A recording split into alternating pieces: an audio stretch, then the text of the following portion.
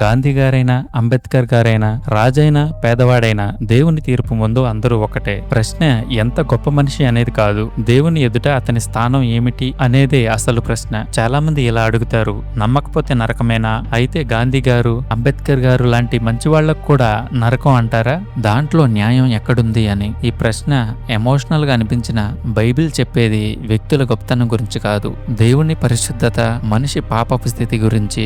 మొదట ఒక విషయం అర్థం చేసుకోవాలి. బైబిల్ ప్రకారం మనుషులను స్వర్గానికి పంపేది మంచి పనుల సంఖ్యను బట్టి కాదు. ఎందుకంటే పాపం చేసిన వాడు దేవుని పరిశుద్ధ ప్రమాణం నుండి పారిపోయిన వాడే.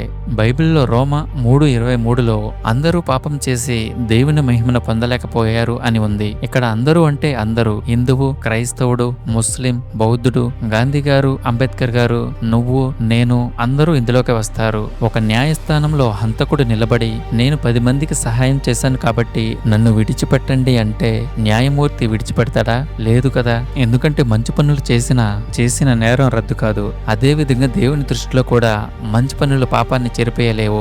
అందుకే యెషయా 64:6లో ఇలా ఉంది, మన నీతి కార్యాలు కూడా దేవుని పరిశుద్ధతతో పోలిస్తే అపవిత్ర వస్త్రములు వంటివని చెప్పబడింది. ఇప్పుడు కొందరు అంటారు, గాంధీ, అంబేద్కర్ గారులకి నరకం, చెడ్డవారికి కూడా నరకం అంటే దేవుడు అన్యాయస్తుడు కదా అని. అలా కాదు. ఎందుకంటే బైబిల్ ఎక్కడ కూడా గాంధీ గారు, అంబేద్కర్ గారు లాంటి వాళ్ళు నరకంలో ఉంటారని చెప్పలేదు.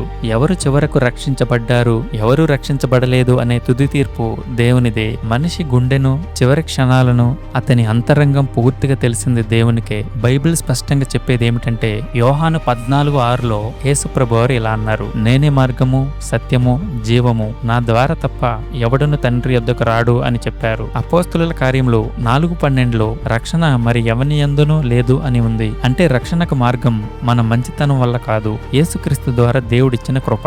ఇక్కడ ఇంకో అభ్యంతరం వస్తుంది, అయితే యేసు గురించి వినని కోట్లాది మంది పరిస్థితి ఏమిటి అని. దానికి కూడా బైబిల్ సమాధానం ఇస్తుంది. రోమా 2:14-16 వచనాల ప్రకారం దేవుడు ప్రతి మనిషికి తెలిసిన సత్యం, అతని మనస్సాక్షి, అతనికి వచ్చిన అవగాహన ప్రకారమే న్యాయంగా తీర్పు తీరుస్తాడు అని ఉంది. రక్షణకు మనిషి నీతి సరిపోదు, దేవుని కృప అవసరం అని. ఇది గాంధీ గారిని అవమానించడం కాదు, అంబేద్కర్ గారిని తక్కువ చేయడం కాదు, దేవుని ప్రమాణం ముందు అందరూ సమానమని చెప్పడం. నిజానికి క్రైస్తవ విశ్వాసం ప్రకారం స్వర్గానికి వెళ్లే అర్హత ఎవరికీ లేదు. అందుకే యేసు ప్రభు వచ్చాడు. మనం అర్హులం కాబట్టి కాదు, దేవుడు మనల్ని ప్రేమించాడు కాబట్టి రక్షణ మార్గం ఇచ్చాడు. ఆమేన్. మన ఛానల్ నుండి వచ్చే ప్రతి వీడియోలో ఉండే సత్యాన్ని ప్రతి ఒక్కరికి చేరేలా షేర్ చేసి దేవుణ్ణి, ఆయన మార్గాన్ని ప్రతి ఒక్కరికి తెలిసేలా చేయండి. మరిన్ని వీడియోస్ కోసం మన run for real life channel ను సబ్స్క్రైబ్ చేసి బెల్ ఐకాన్ ట్యాప్ చేసి ఆల్ నోటిఫికేషన్స్ ఆన్ చేసుకోండి.